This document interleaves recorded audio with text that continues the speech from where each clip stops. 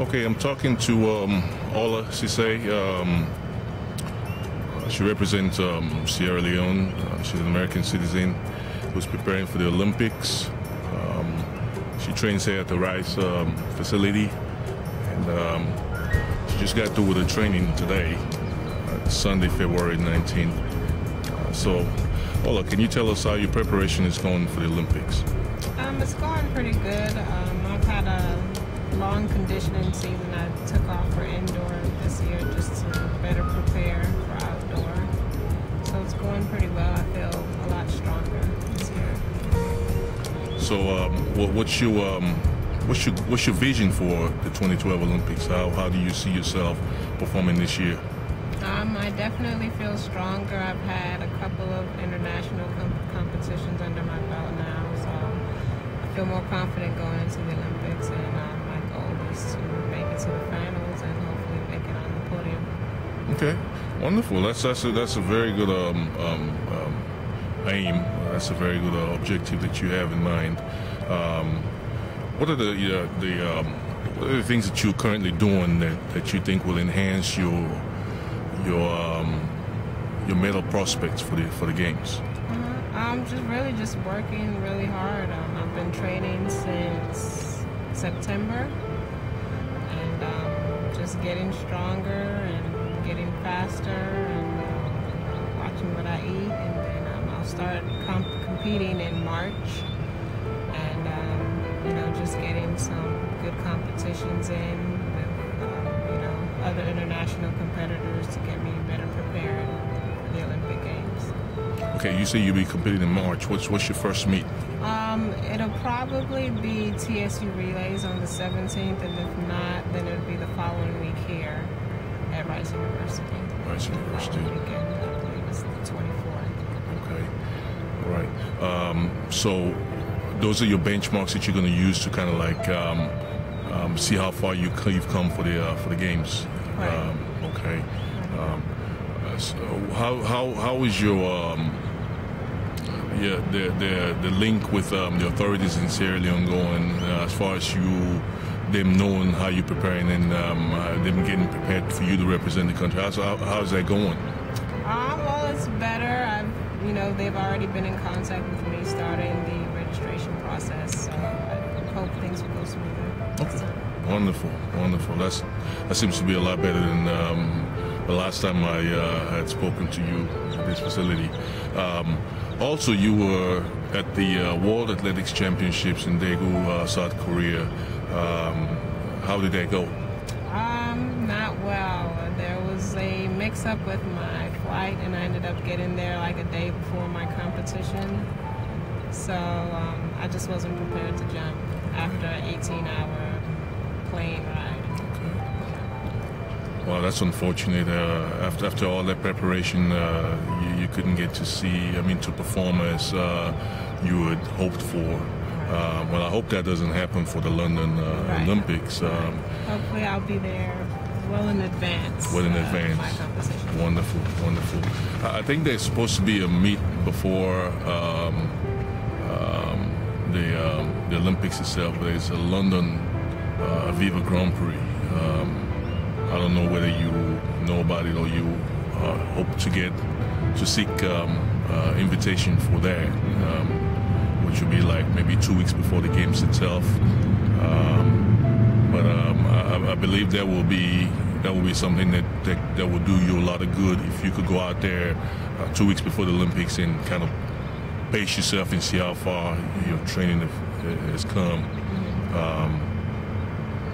So, as far as your training goes right now, are you still a self-sponsored athlete, or do you have someone on board? Do you have a company on board? I'm getting some sponsorship from Mizuno right Mizuno. now, with equipment, and hopefully they'll continue to sponsor me for this outdoor season. Wonderful. Okay. Well, I can only say that we're looking for you to be out there and not only put Sierra Leone on the map, but also join the cadre of athletes from Africa that will be headlining the Olympics. one of the things that we would like also to know is, besides your technical preparation, what are the things that you would advise other up-and-coming athletes that are keen on the long jump to be doing to prepare themselves, not necessarily for the Olympics, but for competition in general or for training in particular? What would you say to them? I think it's always a good thing to study other athletes. With technology nowadays, we have so many resources. Just to watch some of the other great competitors who've done your event and study their technique, because a lot of competing in almost every event is 90% mental. Okay. So if you can, get a grasp and get a full understanding of the event, then I think, including the training, that you can really do well. Okay. Nutrition-wise, what is your advice on that? I mean, definitely stay away from the McDonald's. French fries are my weakness, but you got to stay away from the fatty foods and the fast foods.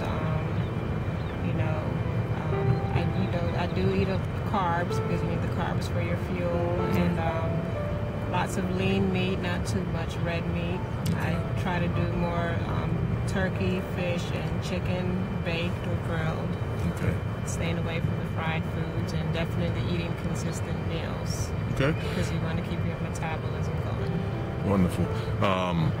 But in the Western world, we'll talk about carbs, we'll talk about salads and stuff like that. But in Africa, a lot of athletes will not have an exposure to something like that. So we'll basically be talking about other types of food in this case. Have you ever? I mean, I know you of course, your parents are from Sierra Leone, but you grew up here in America. But I know they kind of exposed you to African food as well. Actually, most of the African foods are much healthier than American food, so that's shouldn't be an issue, because they're not going to be exposed to the McDonald's and Kentucky Fried Chicken as much as we are here. Actually, the rice and the fufu and all the soups, pasas and all that, that's actually good for you. Wonderful. So that shouldn't be an issue. Okay, so you mentioned fufu. I've always been convinced that fufu is the best form of carb.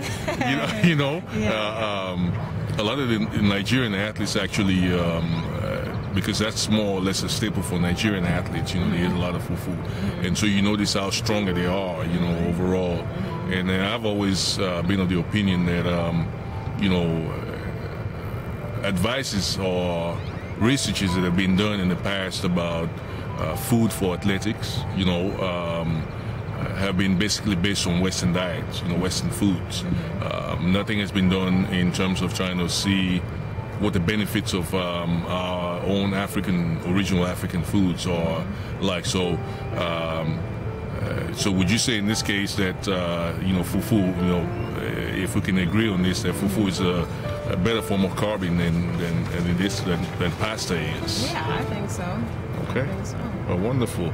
I wish someone would do research on that. That would be a good research. African sports nutrition. That's right. Yeah. That's a whole new dimension, a whole new field by itself that would yield a lot of great results, because we see a lot with the Kenyans, right. The Ethiopians, and of course West Africa has a lot of sprinters and the more explosive sports and the distance sports. And I feel that there's got to be something in the food in that part of the world, without all the highly placed premiums on Western food. There has to be something in the African food that is responsible for the type of performance that these guys come forth with in major international competitions. Yeah, I agree. Yeah. I agree. And even when they do go to the other competitions, they don't really eat much of the stuff that we eat. They kind of bring a lot of their own foods, or they don't really enjoy the food. I think they usually stick to what they like. Okay. All right. Well, this is very insightful, and I know in a kind of offhanded way, we mentioned nutrition is a big thing in sports. besides the technical preparation for for performance. And talking about this afternoon out here, I believe, like you say, if someone can take a look at that particular concept, and there's a whole lot of things to be discovered in that. Now, as far as your technical preparation goes on the field, what are your emphasis now? Do you do a lot of sprinting? Do you do a lot of hurdle hops?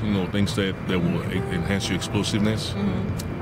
During the preseason, earlier in the preparation season, we were doing a lot of hurdle hops and bounding, stuff like that. But now we're getting ready to prepare to compete, so we're doing more sprinting and focusing on the technical aspect of the jumping. So actually doing short approach jumps and sprinting on the track just to get faster to prepare to compete. Okay. Well, look, I can only say I wish you the best of luck in London 2012, and definitely we'll be in touch again to do this.